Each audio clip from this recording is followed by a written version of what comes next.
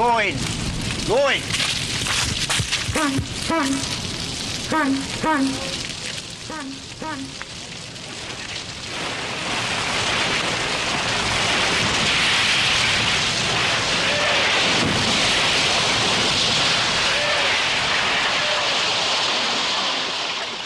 Go for.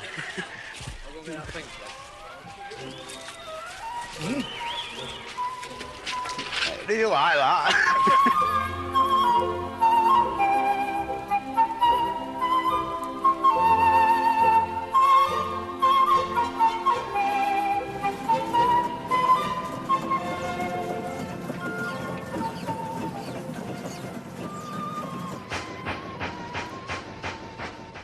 Apart from his work on chimneys and spires, Fred Dibnah has devoted his life to steam. Over a period of 20 years, he rebuilt one steam engine and got well on the way with another.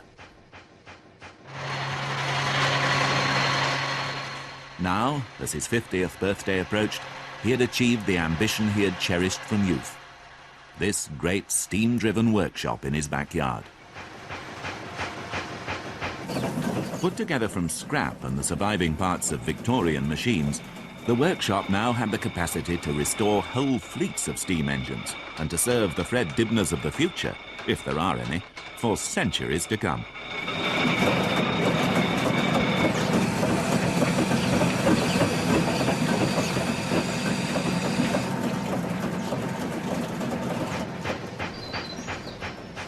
At the same time, Fred had by no means neglected over the years the improvement of the family quarters. Since you were last here, like, I've bought my house off the Earl of Bradford. This character rung up from Cambridge and said, you know, we're coming up to have a chat with you, you see. And Mr. just forgotten his name, but he liked to look at your steam engines. And I thought, ah, and then Cambridge, you see, they big steam men down there, you know. And they would come up and I'll impress them with my steam engines and then I'll get a bit knocked off price at the house.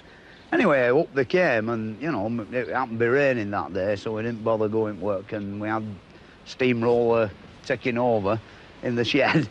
And this man from Cambridge appeared to be quite impressed and said, well, how much will you give me? Well, in the, you know, for this here house, you see. And I wandered around showing him all the bad points. So there's a 9-inch bulge on the back, you know, and it's a bloody wonder it's not all in the river, you see. And a bit of time went by, and cutting a long story short, like, we got it for £5,000 and all this land and everything, you know. And so now it's up to me to, you know, stop the bloody thing slipping into the river.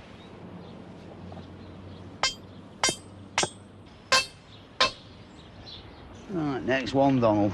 You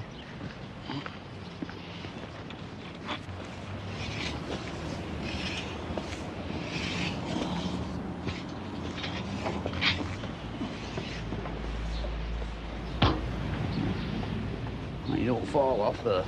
No. You've got the square bit out the middle. Well, very... It don't matter, really. Just keep screwing.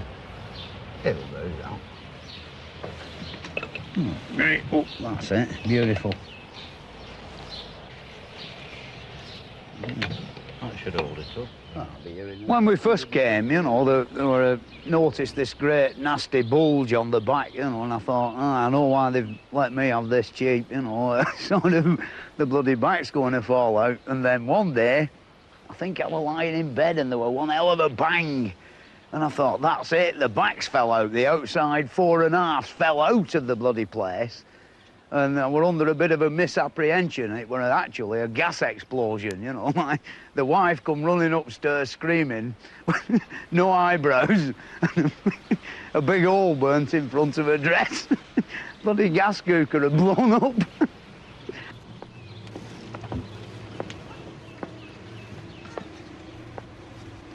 Hitherto, Fred had regarded his domain merely as a shelter for his steam engines and his family. Now he began to feel pride in its possession and its idyllic situation. My house is sort of just over there behind all them trees. Like in between there and here, there's the river. And then this, of course, is the cemetery, you know, where we'll all end up eventually. In here, actually, somewhere, there's the first and I think only man in Bolton to be killed by a lion. It seems that they'd not quite got the preparations right. Like, they got this big cage at the local Wakes Week thing in 1890-something. And they had these braziers with big long iron rods, you see, and somebody forgot to light the bloody fires, you know. Like, anyway, the lion got the man, and there were no iron rods, red hot iron rods for get him off him, and so he ended up in here, poor fella, you know. And then my dad used to tell me a tale about they had a big flood once, and it washed one or two of them down the river, you know, like the corpses there is. The thing is that, you know, whether there's any truth in it or not, I don't know, but I know down in that riverbed there's all sorts of gravestones. Like, when my time comes, you know, I think you couldn't really find a more peaceful and nicer cemetery than this, you know. It's nice and quiet, you know, and they cut the grass regular. Not that you'd notice, like, when you're 6 foot under, but it's much nicer than being turned into a little plastic bag or a tin can full of fag ash, innit? And sort of besides, I wouldn't mind building my own gravestone, you know, like make one like a chimney with a staging round the top, you know, lightning conductor on and everything. Very fancy, you know, one with a beautiful fancy top on it.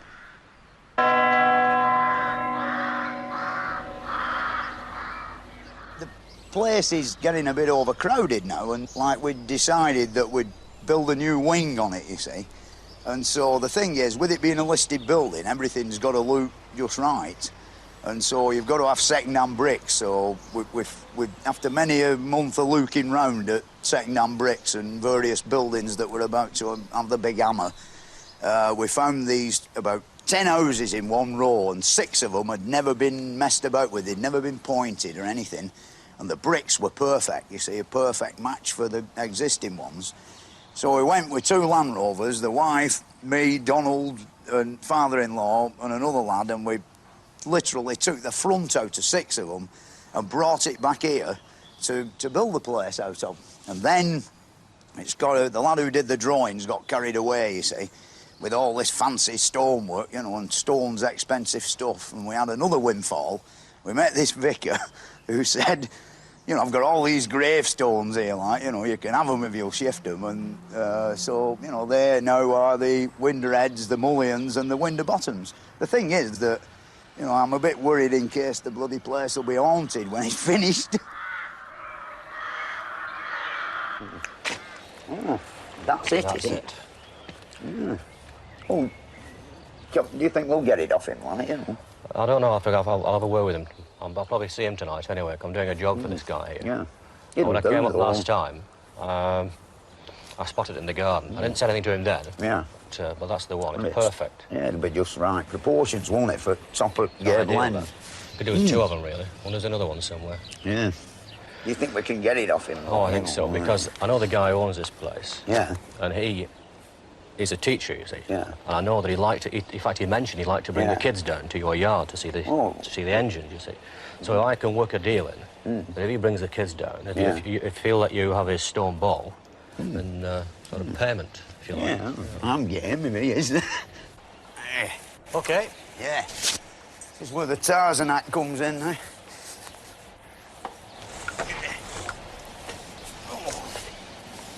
Right.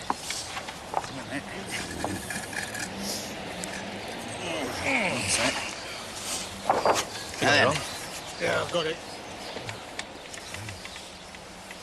No. This is the one. Right then. You right, Fred? Keep going. Got it. So. Right. Well, got it on that. Yeah. On that pin. Oh, wait a minute. We might all end up with big what's this, have you? So, that's it. How's that? Superb. Yeah. How's it look? Looks all right from up here. Yeah. Oh, it's terrific, isn't it? Yeah, a lot better than the other thing. Let's go downstairs and have a, you know, have a Look at view across at it. the road. Yeah. Don't think it'll blow away so easy, will it?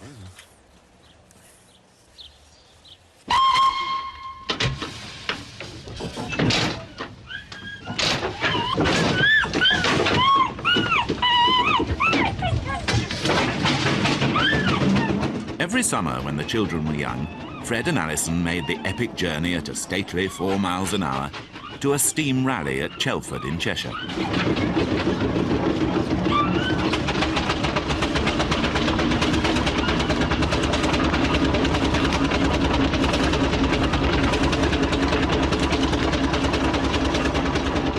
Like a steam engine really gives you sort of a form of immortality.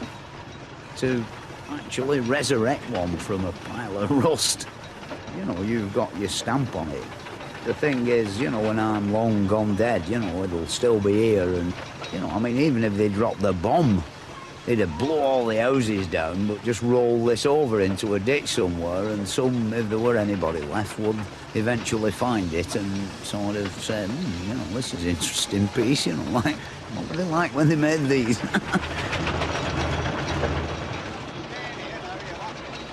You've got to have a very good wife if you have a steam engine that understands, you know. When I got married, things were a bit rough as far as steam engines were concerned, and divorce proceedings were imminent on quite a lot of occasions. But as the years roll by, like Alison, my wife, has gotten more liking to the thing.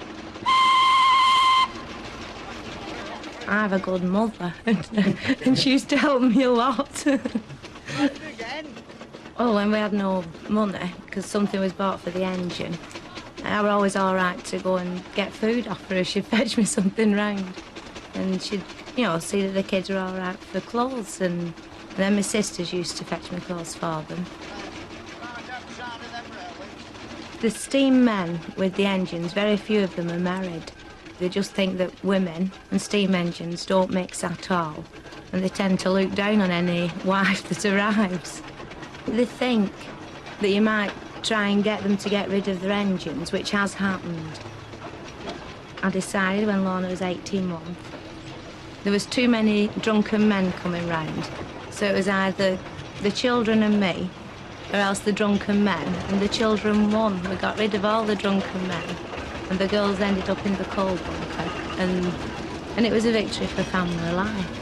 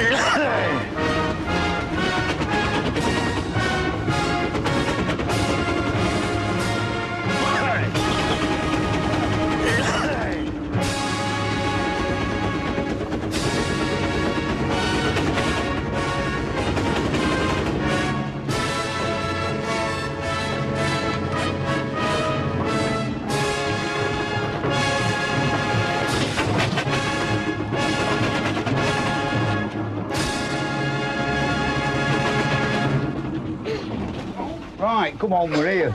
You can get out now.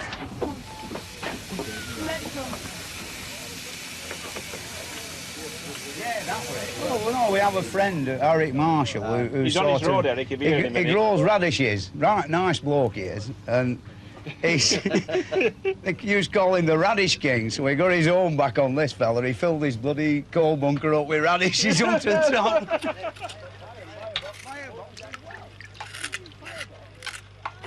Where's your dad? Have you seen him? Or have we lost him? Bloody thing would do about 70 mile an hour, you know, and going along motorway one day. Yeah. Well, he set fire to a field, caused about 3 motor car crashes, burnt a power supply down to a village. When they caught up with him 70 mile further on, he said, "It weren't me." We had some fun down here, there's no doubt about it. Jim Boston. Yeah, I remember Poor old him, Jim, dead and yeah. gone now. Yes. He was there, and we had a few yobbles round at night, you know. There we had some from that. And they were getting Jim's back up a little bit like, and they said, we're going to get on this engine and drive. And Jim said, no, Your Honour. And he was about 73 or 4 Yes, then, he wasn't was, he? yeah. I had a finger missing, Yeah, didn't he? that's right. Had a bit of an accident That was with an engine. flywheel and oil. No, he had it in a chaff. And I tell you, he stood on his engine there, you know, and these lads were, you know, just, we're getting on, they started, and he just got out the fire shovel and he went, bang, bang, on both of them. And they carried, the ambulance men come and carried them off. I forgot to fetch my vegetable knife from home. You can't remember everything. He backs the engine up the field, top gear, like the clappers, straight through this gate. Well, when you got through this gate, you had to take a right sharp-hand turn like this. And anyway, he gets back, has a go. His steersman didn't make it. They went straight into a battery house. Bloody ends flew everywhere. Ends everywhere. They did. Yeah, I'll never forget it. Have you a minute? Yeah, all right. Raining and it's wet through the Well, pull mattress off shelf and put it on. Fred, put washing up bowl under him, you all right? They're all wet. Are they? Yeah. Bad? Yeah. Well, They'll not be that bad, will they? Just leave the bucket there till it stops dripping. there's 2 drips. There's one straight Yeah. on the big bed and on the camp Well, bed. put the bowl on the other one. Well, I've got the bowl with water for the potatoes. Oh, what about that bucket there? Well, it's Oh, it don't leak. all right. I was just thinking how dirty it was to go. Oh, it'll be all right. Well, it's better dirty than wet, isn't it? Well, bloody sun stopped shining, hasn't it? It'll be right Don't tomorrow. worry, lad. We're not worried. It's doing this ground a bit of good. Making bloody grass grow. The only way, Fred, you can find out where your caravan roof leaks when Right it over rains. my bloody bed it is. Not fur. Well, it depends which side you get on the missus, doesn't it? Yeah, no, she sleeps on her own on the floor. That's it. For Alison, the pleasure of steam rallies was beginning to wear thin. As the years went by, her thoughts turned increasingly to sunnier vacations, beyond the range of Fred's roller. I ask him every year. I've said every year, I would like a holiday, Fred. And he wouldn't like a holiday. Other wives go on holiday, so why can't I? What Alison had in mind was this sort of thing. A holiday abroad, Greece or somewhere similar. And that was the snag. Fred had been abroad once when he was in the army, and he didn't like it. Well, in Greece, really, there's nothing there for a man like me, I shouldn't think. I believe, like, there's some decent buildings to look at, but I just couldn't bear lying there on the bloody sand all day, you know, watching the sunshine. It isn't really my style.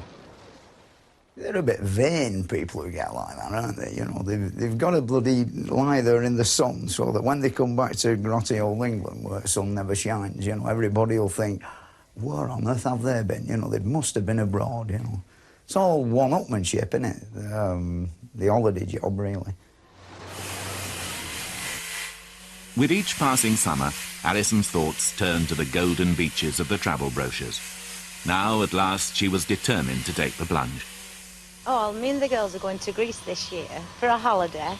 I've waited 18 years and we're going to enjoy ourselves, get sunburnt.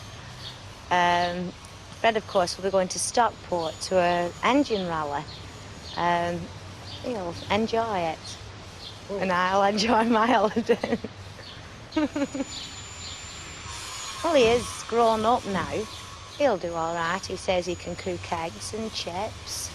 We'll be all right for drinks as long as he remembers he's got the kettle on.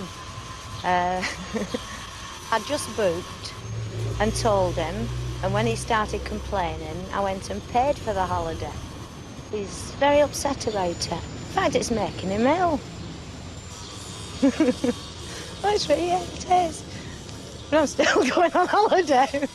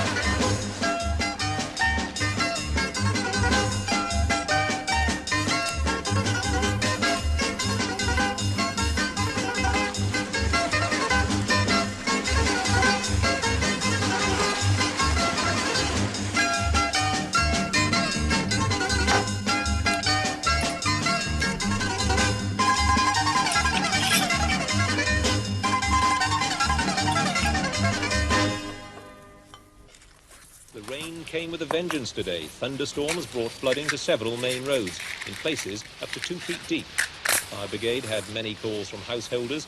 Some people had to paddle to work.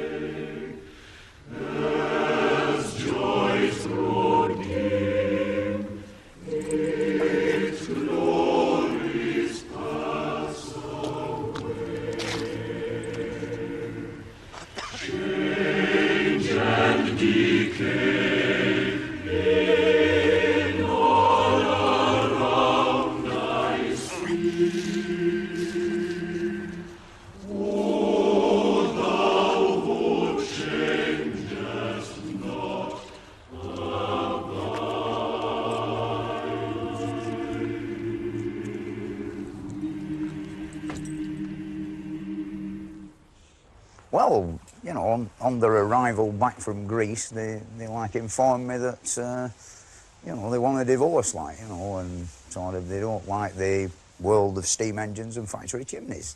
Like, I don't know why, because the bloody chimneys have kept us alive for 18 years, you know, and life really at this moment in time, well, it had got to a stage where we, you know, could more or less semi-retired, you know. Like, now it looks as though I've got to get a mortgage and work for another 18 years, you know, to buy Alison a house and fix her up in the style that, you know, she's become accustomed to.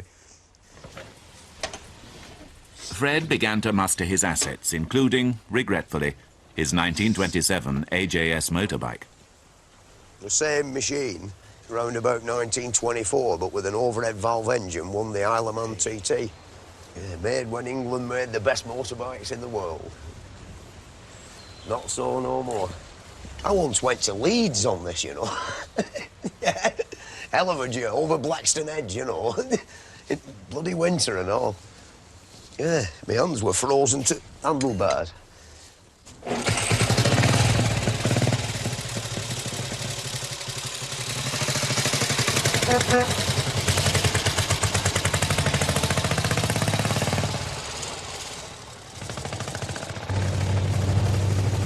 This bike, up till 1969, I rode it for 10 years every day, you know, when I first started steeplejacking. Used to take the ladders on a wagon and go to work on this, you see. And, like, I always knew it was worth a bob or two, like, well, now that I'm a bit desperate for money, it looks as though it's gonna go. A great pity, really. But I suppose, like, they have an auction with Sotheby's, you know, it'll be, get two lunatics bidding against each other, we'll be right, we might make a couple of grand. It was a shame, really. It's one of the few things I've had to part with that I really liked. And, you know, we got the thing there and there were a hell of a crowd. In fact, there were that many people there, you couldn't move hardly. And I got £1,700. It were knocked down at 1,700 quid to a man from Macclesfield. And I'll weigh that into the Building Society for the war efforts. You know, I'll not see any of it, but at least it'll help with the payments. And all, and sort of I went away with the engine the other Friday to open a solid fuel shop at Bury, and when I come back, she'd moved on. Left alone with his thoughts, Fred came to see the stress of the celebrity business as one cause of their domestic troubles.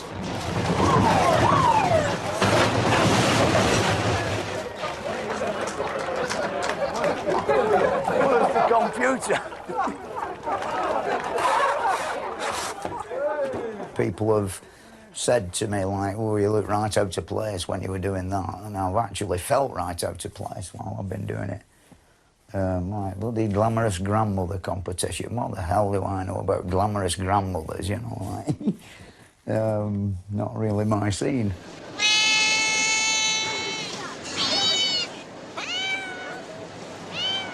I don't think they like me. Yeah, I don't think they like me, Jackson. It's stuck in.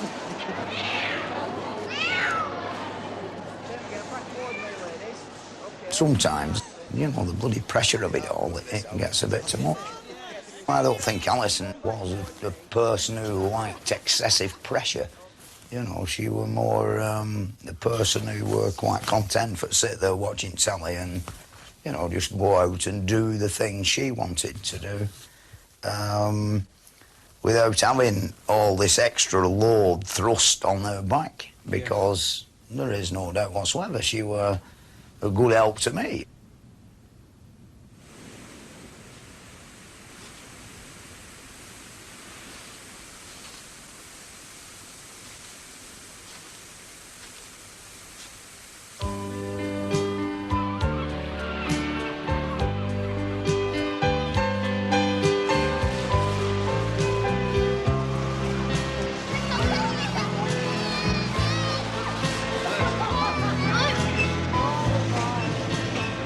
Go on, man. Yeah, no.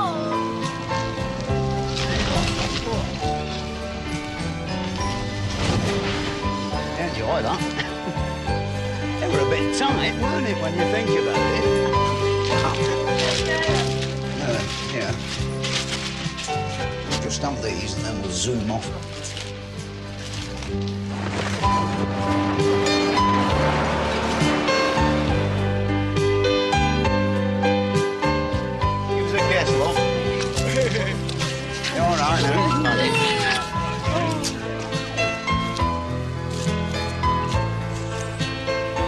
You should always ask them who they are.